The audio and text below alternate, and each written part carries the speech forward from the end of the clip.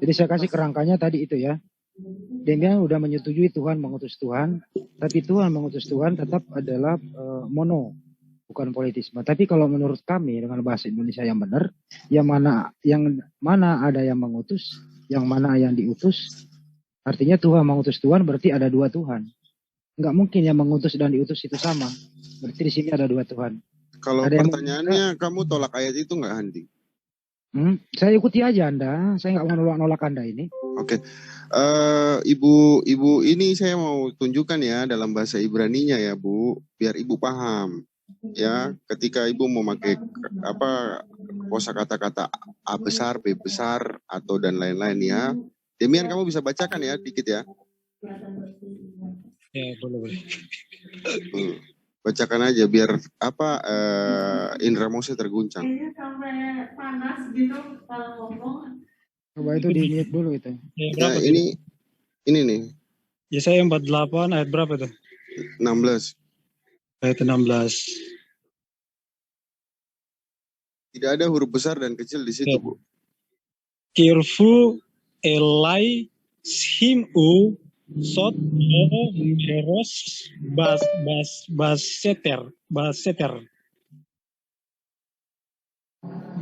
diparti meet yota sam anai ani fe atah adonai. Nah ini Yehova ingat ya, selakani veruko gitu loh. Nah jadi di situ ada kata Yotevave di garis bro, Yotevave Yehova itu di bawah. Ya.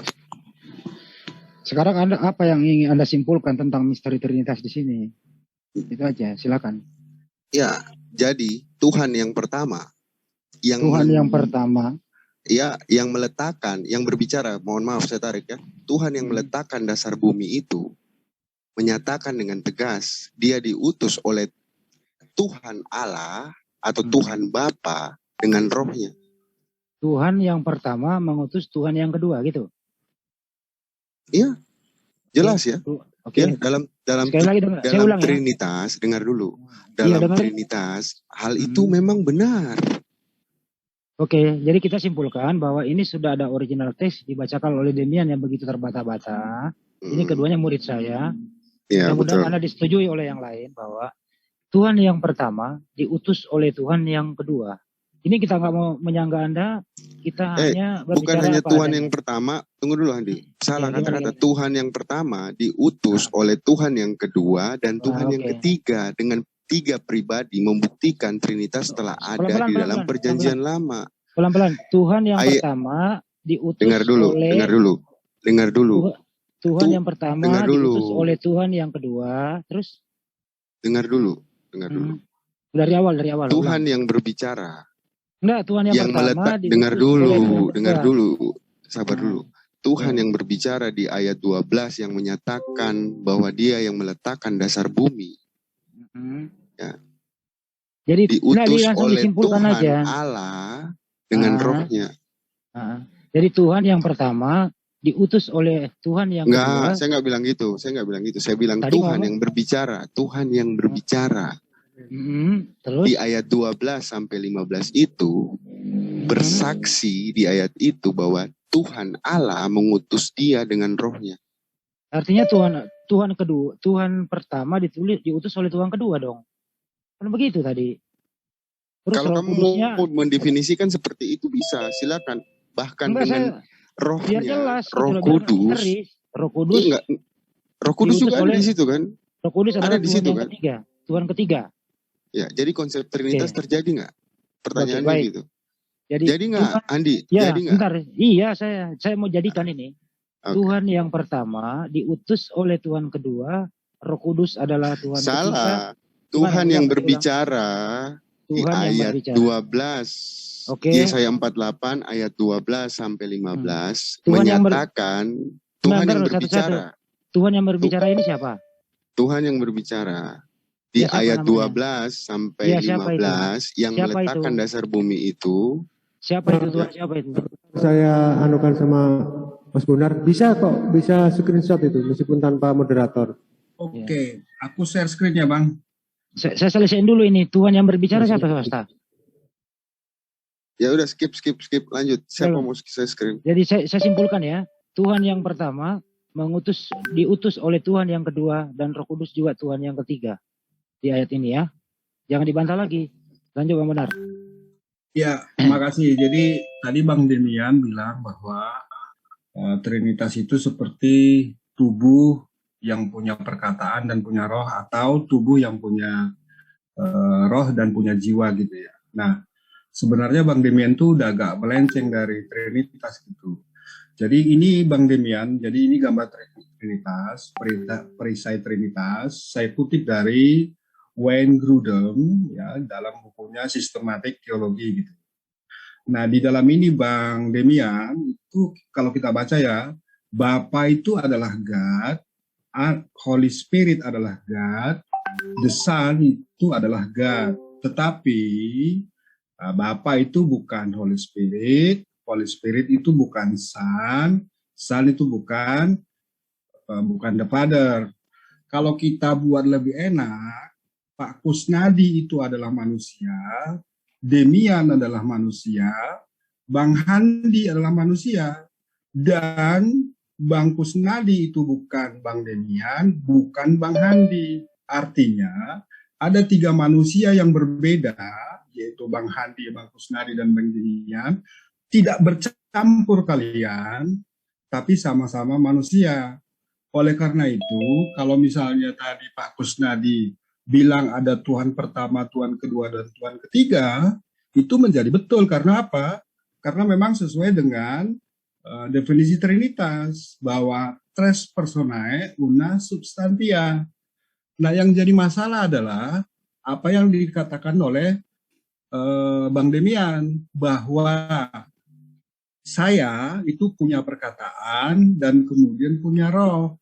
Artinya 3 pribadi itu sedang dirubah oleh Bang Demian menjadi hanya 1 pribadi yang terdiri dari 3 unsur. Artinya Bang Demian itu memutilasi saya menjadi punya tubuh, menjadi punya roh, dan mempunyai punya perkataan. Analogi itu biasanya dipakai oleh teman-teman dari Oneness, sehingga jangan bersembunyi di analogi Oneness, lebih baik seperti Pak Kusnadi. Ada God pertama yaitu Bapa, ada God kedua yaitu Yesus, dan kemudian ada God ketiga yaitu Roh Kudus. Bahkan sama teman-teman Kristen ini dianggap setara. Padahal Yesus tuh nggak pernah membangkitkan Bapa, hanya Bapa yang membangkitkan Yesus. Bapa itu tidak pernah diutus Yesus, hanya Yesus yang diutus oleh Bapa. Artinya itu kan tidak setara, tapi ya terserah. Nah, yang jadi masalah adalah kadang-kadang kita perlu kejujuran. Apa sih yang kita imani? Gitu Bang, makasih. Baik, terima kasih. Silakan Demian. Demian tadi mau menjawab katanya. Silakan Demian, disanggah ataupun diperbaiki atau dikoreksi silakan. Saya pikir Bapak kurang paham mengenai Tritunggal. Jadi Tritunggal itu menjelaskan tentang 3 unsur itu berbeda-beda, tetapi satu adalah Allah. Saya kasih contoh, jangan jauh-jauh, saya kasih contoh begini. Tangan saya ini berbeda dengan kaki saya, benar enggak? Firman Allah itu tidak sama seperti roh Allah. Ingat baik-baik, itulah perbedaannya yang mendasar. Saya menjelaskan tentang manusia. Manusia ini hanya mempunyai 1 pribadi. Ingat ya, ketika orang, artinya dia itu punya 3 apa? Pemikiran, 3 kehendak. Sedangkan Bapa, Anak, dan Roh Kudus ini adalah 1, yaitu Allah. Bagian-bagian dari Allah.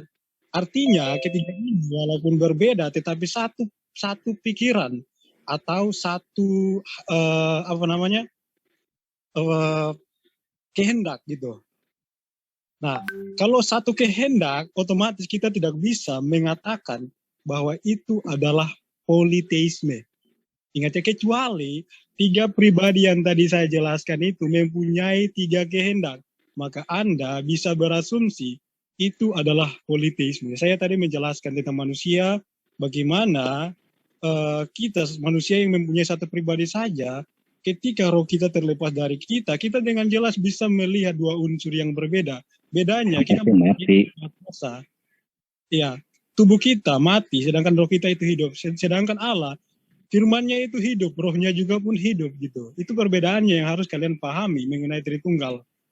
Ya, gitu. Oke, Bang Demian. Saya lanjut dulu dikit. Bagus Nadi. Sebentar, sabar ditahan dulu biar Mas Bonar langsung, biar nggak lepas ya. Iya. Jadi ada dua catatan yang perlu kita bahas di sini, Bang Demian. Yang pertama adalah apakah tiga pribadi itu adalah tiga free will, memiliki tiga free will sendiri-sendiri atau tidak? Bang Demian, saya sarankan pergi ke Bang Deki untuk mencari tahu.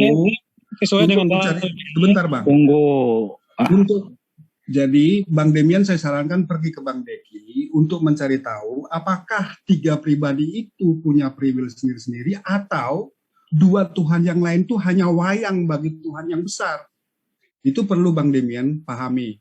Nah, lalu kemudian Bang Demian perlu membaca Bible di mana Yesus pada saat mau disalibkan berusaha menghindar. Dia punya kehendak berusaha menghindar. Tapi kemudian dia Islam, berpasrah diri, kan gitu jadinya.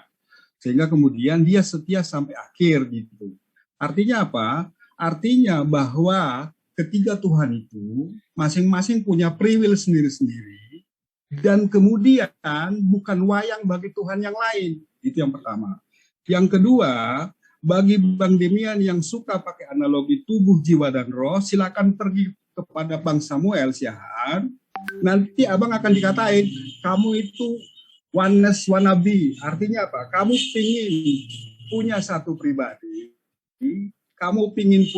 pribadi, padahal tiga pribadi, dan kemudian kamu membidatkan oneness. Itu Bang Demian.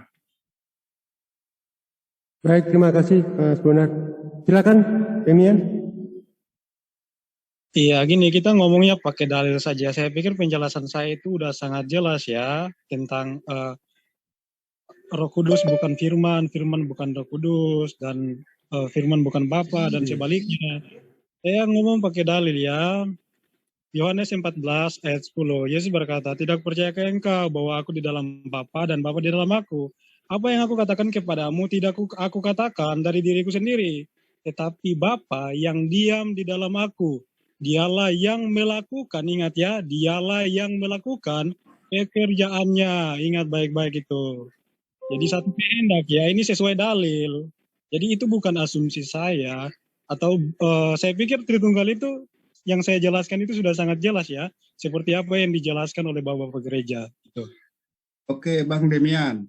Kalau disebut bahwa ketiga Tuhan itu punya satu tujuan, oke boleh, punya satu tujuan. Itulah yang disebut seperti pada Yohanes yang mengatakan aku dan Bapa adalah satu. Bukan satu pribadi mereka. Bukan, tapi satu tujuan. Kan gitu. Nah lalu kemudian, kalau mereka satu tujuan, apakah Yesus itu hanya wayang bagi Bapa? Apakah Roh Kudus itu hanya wayang bagi Bapa? Kalau Yesus dan Roh Kudus tidak punya kehendak sendiri, berarti Yesus itu hanya wayang yang sedang diatur oleh dalang, yaitu Bapa. Nah, lalu kemudian pertanyaannya adalah kita harus pakai dalil. Waktu penyaliban, Yesus itu berusaha untuk menghindar. Artinya dia punya free will-nya sendiri. Kan gitu. Kecuali tidak ada ayat itu, maka kemudian kita bisa bilang bahwa Yesus itu wayang bagi Bapa yang jadi dalang. Gitu. Terima kasih. Baik, terima kasih. Bagaimana Demian? Disanggah atau sudah cukup? Atau dilemparkan ke Joker? Demian? Oh, tidak direspon. Silakan. Iya, begini. Tadi saya menjelaskan itu udah sangat jelas ya, mau Anda terima atau tidak itu urusan Anda.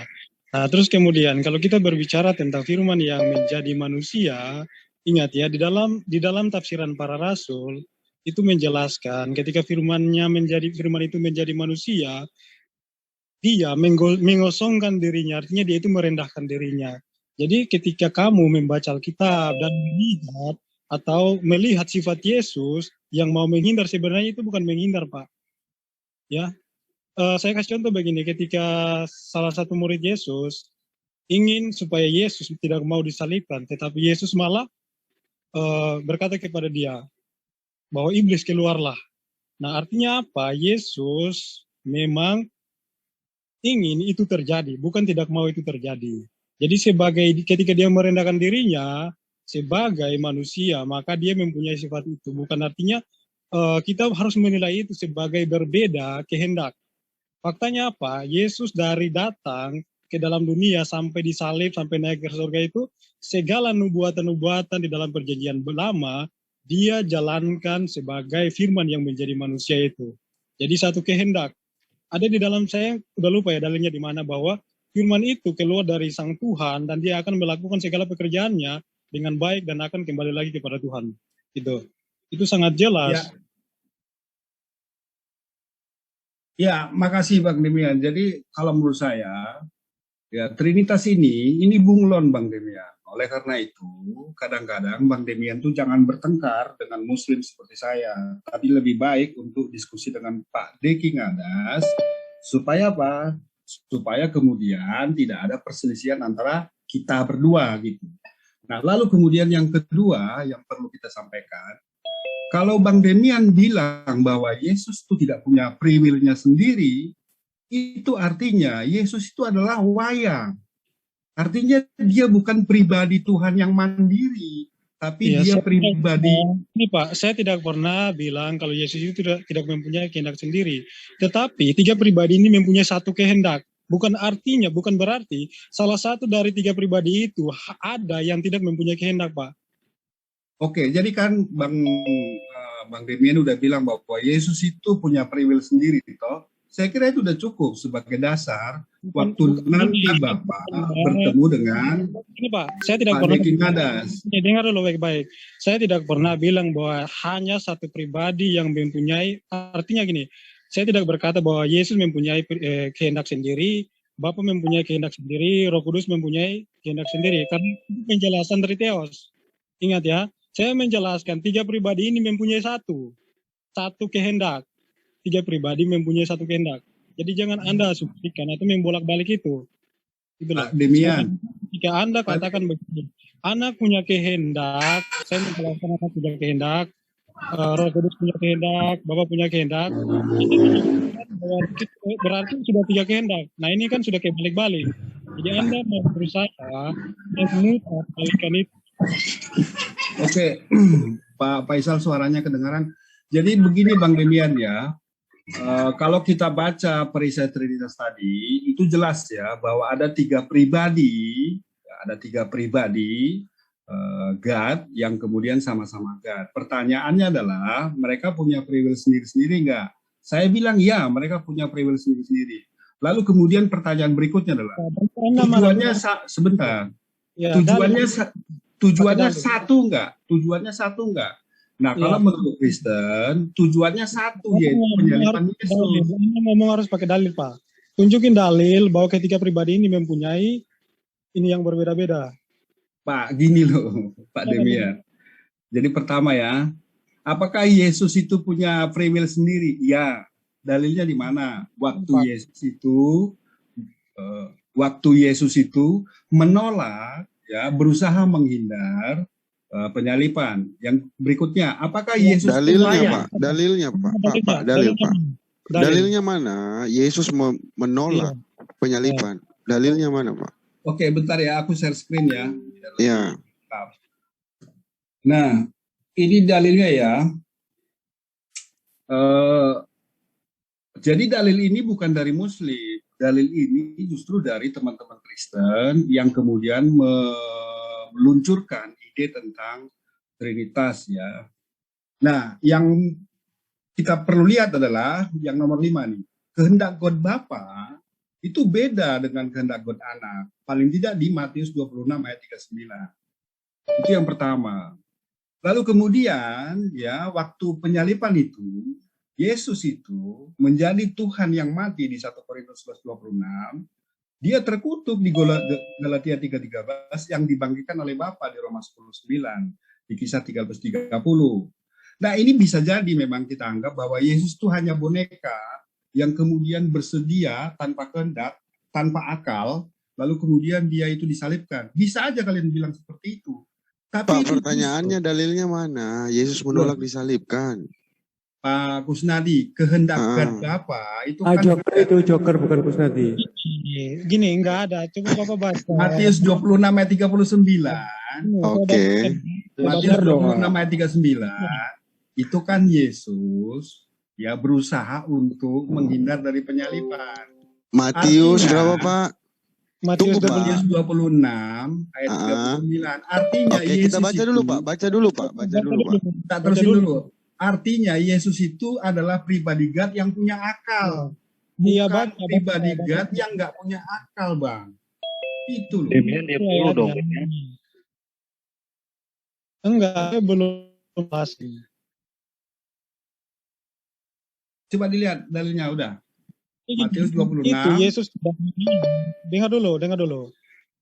Di ayat itu tidak menolak untuk disalibkan, justru dia berkata bahwa kehendak Bapa lah yang terjadi. Jadi kalau Bapak berasumsi, silakan dibacakan aja, Pak. Apa saya mau baca? Bacakan. Tapi boleh nama tidak sampai nama. Maka ia mau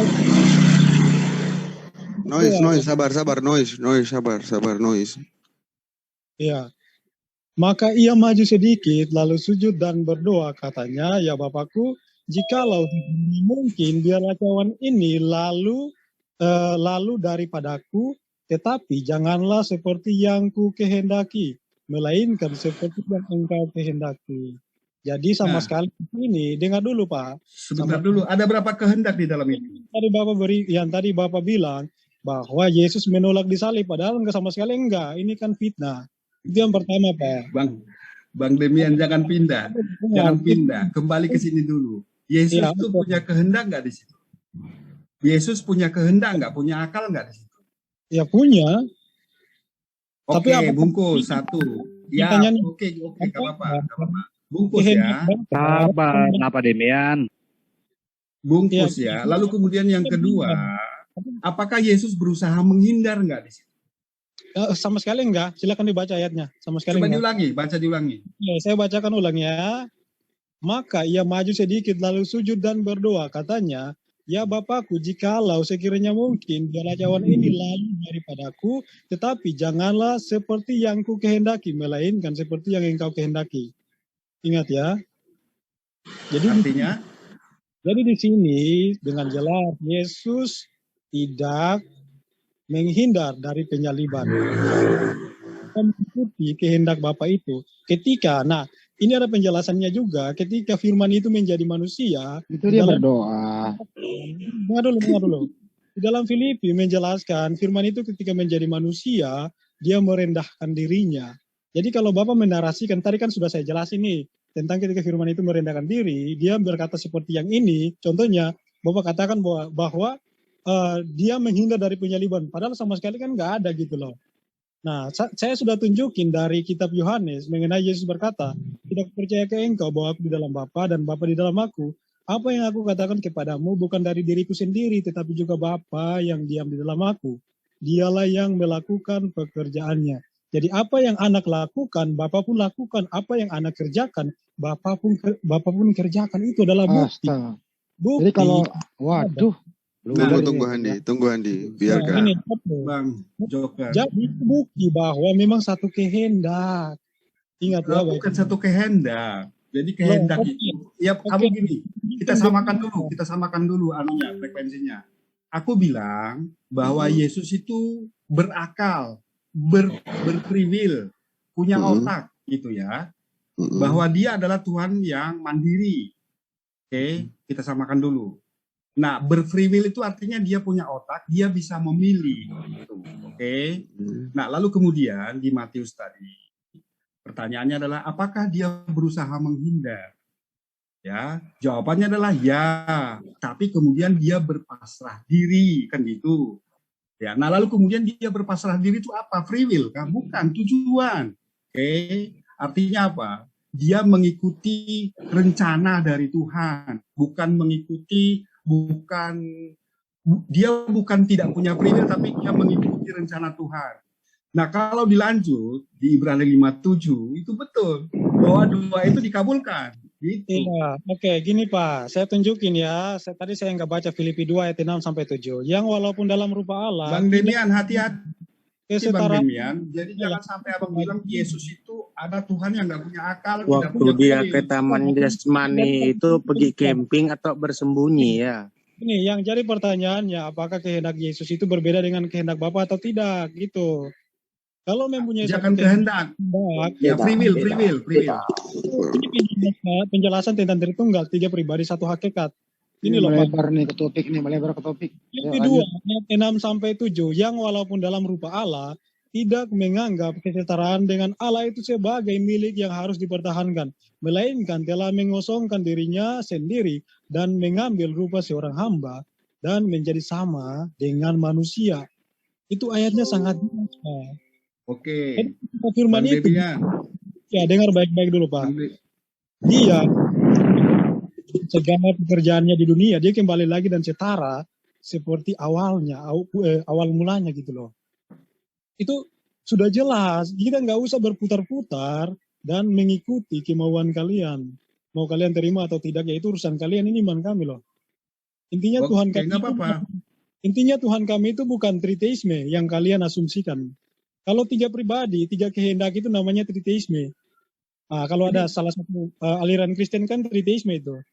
Jadi maksudmu Yesus itu tidak punya akal kah Bang? Bagaimana Bang? Pertanyaannya apakah akal Yesus itu tidak sejalan dengan akal Bapa?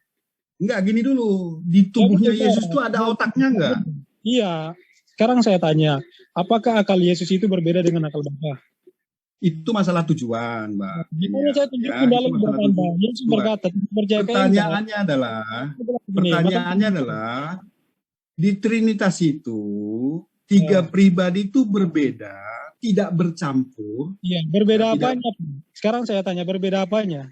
Ya berbeda, Bapak bukan anak berbeda bukan kehendak, berbeda. Misalkan saya kasih contoh gini, bagian-bagian dari manusia. Kita melakukan segala sesuatu menggunakan otak kita. Di dalam tubuh kita mempunyai bagian-bagian yang berbeda. Misalkan kaki Anda, tangan Anda mempunyai fungsinya masing-masing. Tetapi itu bagian dari Anda, Pak. Sama seperti Allah yang tadi saya jelaskan. Nah, itu berarti Bang Demian bukan Trinitas. Gini.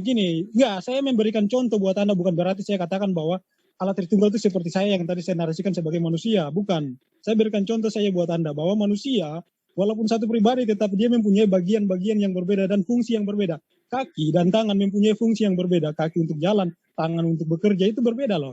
Sama seperti firman dan roh Allah dan Bapa itu mempunyai bagian-bagian yang berbeda dan fungsinya pun berbeda-berbeda. Kalau kita baca tentang penciptaan, Allah menciptakan melalui firman-Nya. Jadi ketiga itu adalah saling bekerja sama, mempunyai satu apa? Tadi saya satu ini pikiran atau satu kehendak gitu.